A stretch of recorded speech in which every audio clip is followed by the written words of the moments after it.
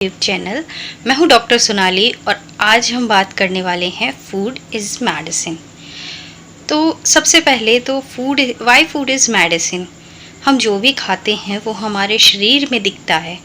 अगर आपके खाने में किसी प्रकार की कोई कमी होगी तो ऑफ कोर्स आपको डेफिशिएंसी होगी।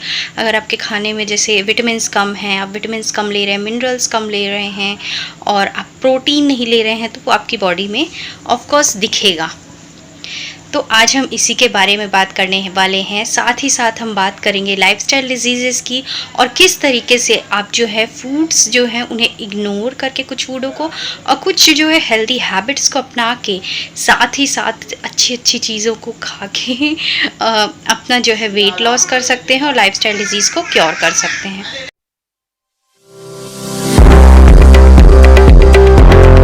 लाइफस्टाइल जो है आजमा के आप अपनी लाइफस्टाइल डिजीज़ जो हैं उनसे मतलब उन्हें मैनेज कर सकते हैं, साथ ही साथ आप उनसे निजात भी पा सकते हैं, मतलब कि आप उसे क्योर भी कर सकते हैं। जी हाँ, डायबिटिक्स जो है उसका भी क्योर है कम्प्लीटली, थायराइड का भी है और ऐसी जितनी भी लाइफस्टाइल डिजीज़ है, पीसीओडी वगैरह, सबका क्योर हो सकता है। आप उनसे मुक्ति पा सकते हैं अगर आप अपनी लाइफस्टाइल और अपने फूड को ही मेडिसिन बना लें और अपनी लाइफस्टाइल को ही ठीक कर लें। तो सबसे पहले तो फूड इज़ अ मेडिसिन। ये your food is your medicine या your food is your first medicine, ये जो फ्रेज़ है, मतलब ये जो मैं बोल रही हूँ लाइन, ये आपने पहले भी सुनी होगी। ओके, ये एक्चुअली ये जो है हिप्पोक्रेट ने दिया था, जो कि फादर ऑफ मेडिसिन हैं। उन्होंने कहा था कि your food is your medicine, first medicine, मतलब फूड इज़ फर्स्ट मेडिसिन। हमारा खाना जो है वो हमारी पहली दवा है। तो ऐसा क्यों कहा जाता है? क्योंकि मैं कहूँगी कि आपका खाना जो है वो आपकी दवा भी है और आपके लिए जहर भी है। अभी आप पे डिपेंड करता है कि आप इसे कैसे ले रहे हैं। अगर आप इसे एज अ मेडिसिन लेंगे तो ऑफकोर्स एक्ट करेगा एज अ मेडिसिन, और अगर आप इसे एक्सेस अमाउंट में लेंगे तो ऑफ कोर्स वो जो है आपकी बॉडी के लिए एक जहर का काम ही करेगा, और अगर आप इसे रॉन्ग वे में ले रहे हैं तो भी वो एक पॉइजन या जहर जो है उसका काम करेगा। तो सबसे पहले तो फूड जो है किस तरीके से बेनिफिशियल होता है वेट लॉस, इसके बारे में हम बात करेंगे। देन किस तरीके से हेल्थ के लिए, वेट मसल्स गेन या वेट गेन के लिए है, उसके लिए बात करेंगे। देन हम बात करेंगे लाइफस्टाइल डिजीज़ के बारे में, मेंटल्स में क्या रिलेशन है इसके बारे में। तो चलिए स्टार्ट करते हैं। सबसे पहले बात करने वाले हैं हम वेट लॉस के लिए। तो वेट लॉस के लिए अगर आपको जो है करना है फूड, तो उसमें आपको मैं मेनली कहती हूँ कि आपको 5 या 6 चीज़ें जो याद रखनी होती हैं। सबसे पहले तो आपको क्या नहीं लेना है, तो आपको शुगर कम्प्लीटली स्किप करना है। अगर आप वेट लॉस कर रहे हैं, शुगरी प्रोडक्ट्स जितने भी शुगर है, वाइट शुगर स्पेशली, उसे उसका कंजप्शन जो है मिनिमम कर दीजिए, और नो हो जाए तो बहुत अच्छी बात है। सेम थिंग जो है वो मैदे पे आती है। आपको मैदे का भी कंजप्शन, मतलब मैदे से बनी हुई चीज़ें, उन्हें भी आपको कम लेना है। नहीं लेंगे बहुत अच्छी बात है। देन फ्राइड जो चीज़ें हैं उन्हें भी आप कम कर दीजिए, नहीं लीजिए।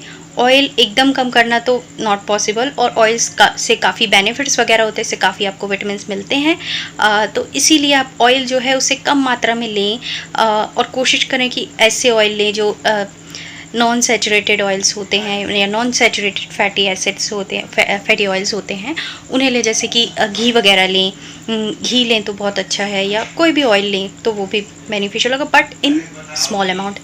देन आपको क्या करना है, आपको एक और चीज़ करनी है, वो करनी है पोर्शन कंट्रोल करके खाना। जहाँ पे बात करते हैं हम वेट लॉस की, तो वहाँ पे अगर आप राइट अमाउंट ऑफ डाइट ले रहे हैं, मतलब राइट डाइट ले रहे हैं, but the amount is not right, तो इन दैट केस भी आपको प्रॉब्लम होगी। मतलब कि आपको डाइट आप सही ले रहे हैं पर आप सही तरीके से सही अमाउंट में खाना नहीं खा रहे हैं, ज़्यादा खा ले रहे हैं, तो वहाँ पे भी आपको दिक्कत होगी। तो इसके लिए आपको हमेशा पोर्शन कंट्रोल करके खाना है। इसके लिए एक थाली आती है जिसकी मैं यहाँ पे फ़ोटो लगा दूँगी। तो आपको कितना खाना है, 1 पार्ट जो है ना वो आपका कार्ब होना चाहिए। 1 पार्ट में आपका आ जाएगा जो फ्रूट वगैरह होंगे, आपके मतलब जितनी वेजिटेबल्स हैं वो, 1 पार्ट आपका दाल वगैरह का होगा, और 1 पार्ट जो है वो आपका होगा, मतलब 1 पार्ट जो है आपका प्रोटीन हुआ, एक आपका विटामिन्स आ गया, मिनरल्स आ गया, ओके, एक में आपके कार्ब्स आ गए। एक जो पार्ट है ना वो आप कोशिश कीजिए कि आप जो सैलड्स हैं वो लें। फाइबर मिलता है सैलड से, जो कि आपके डाइजेशन में हेल्प करता है, प्लस ये आपको लंबे समय तक जो है फुल्लिश फीलिंग देता है, जिससे कारण आपको भूख नहीं लगती है। देन बात करते हैं कि वेट गेन में कैसे हेल्प करेगा। तो जैसा कि वेट लॉस के लिए आपको क्या करना है, आपको मॉडिफिकेशन करना है अपनी डाइट पे। उसी तरीके से वेट गेन में आपको ज़्यादा कार्ब्स लेने हैं, ज़्यादा प्रोटीन भी लेना है। अगर आपको मसल्स गेन करनी है, प्रोटीन ज़्यादा लेना है। नॉन वेजिटेरियन है तो नॉन वेज भी ले सकते हैं, और अगर आप वेजिटेरियन हैं तो इन दैट केस आप टोफू ले सकते हैं, paneer and soybean, soya milk वगैरह, जितने भी बहुत कुछ अवेलेबल है। देन इसके अलावा अब बात करते हैं कि लाइफस्टाइल जो डिजीज़ेज़ होती हैं उसमें क्या इसका मतलब इफ़ेक्ट होता है। तो जो लाइफस्टाइल डिजीज़ेज़ मैं बोल रही थी कि लाइफस्टाइल डिजीज़ में इनका क्या इफ़ेक्ट होता है, तो लाइफस्टाइल डिजीज़ का अगर हम कॉज देखें तो सबसे पहले इसके नाम में ही है कि आपकी लाइफस्टाइल जो है ठीक नहीं है।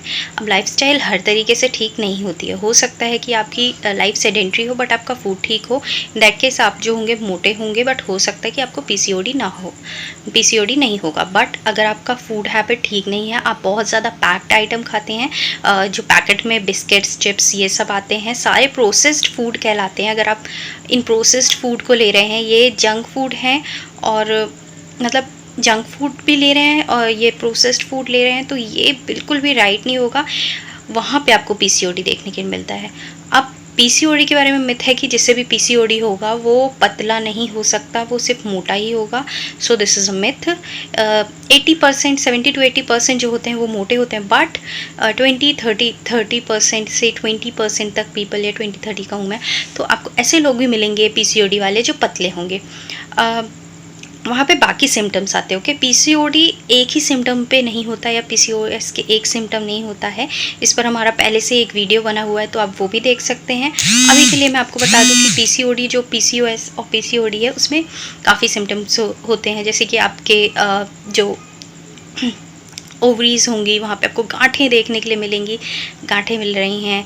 प्लस आपके हेयर्स जो हैं, फेशियल हेयर्स ज़्यादा हैं, आपके हेयर्स थिक हैं।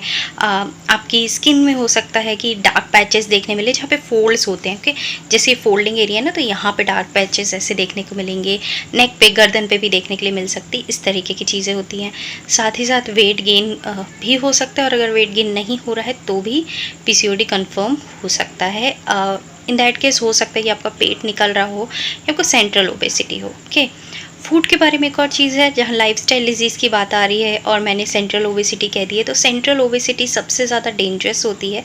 सेंट्रल ओबेसिटी यानी कि आपका जो टम्मी होता है ना, आपका टम्मी वाला जो एरिया है, वहाँ पे जो आपका फ़ैट इकट्ठा होता है ना, वो जो है वो ज़्यादा डेंजरस होता है। और एक्चुअली क्या होता है, आपका विसरल फैट जो होता है ना, वो फ्री फैटी एसिड्स जो होते हैं उन्हें प्रोड्यूस करता है।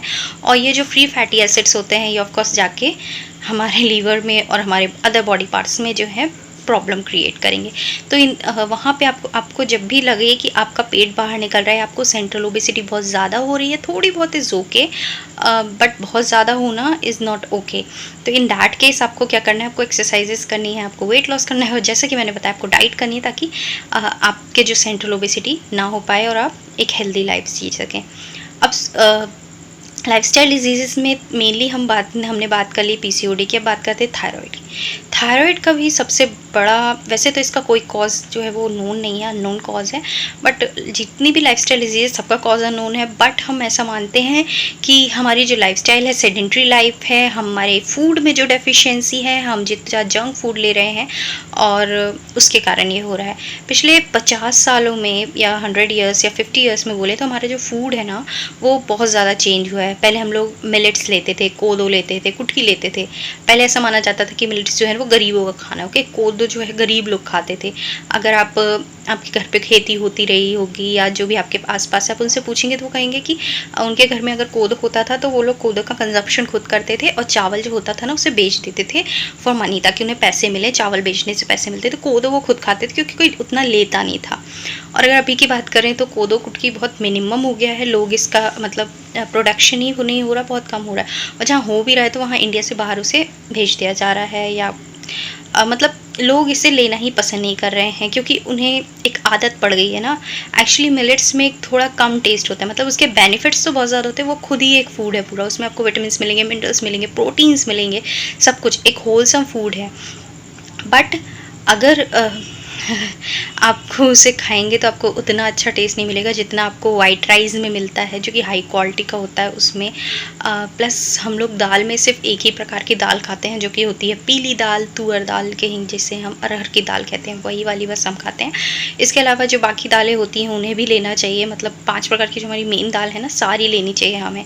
हाँ, फिर वो चाहे चना दाल हो गई हमारी मूँग दाल हो गई और उड़द दाल हो गई, प्लस हमारी मसूर दाल हो गई। तो ये जो जितनी भी दालें हैं, ये सारी दालें हमें लेनी चाहिए। देन मैं बात करती हूँ कि कौन-सी दाल नहीं लेनी है, अगर पूछेंगे आप, तो मैं कहूँगी केसरी दाल नहीं लीजिएगा, बेटर होगा। देन बात करते हैं डायबिटीज़ की, तो डायबिटीज़ मेनली ऐसा हम देखते हैं कि हमारे पेरेंट्स को डायबिटीज़ यार हमें तो होना ही था। जैसे लोग कहते हैं कि हमारे पेरेंट्स को चश्मा था लगा हुआ था, तो अब तो हमें तो लगेगा ही। इस तरीके से डायबिटीज़ का भी हो गया कि यार हमारे मम्मी-पापा को है तो हमको तो पता था कि हमको होगा। तो आपको पता था कि आपको होगा, बट आपने क्या किया कि आप उसे डिले कर सके, ओके?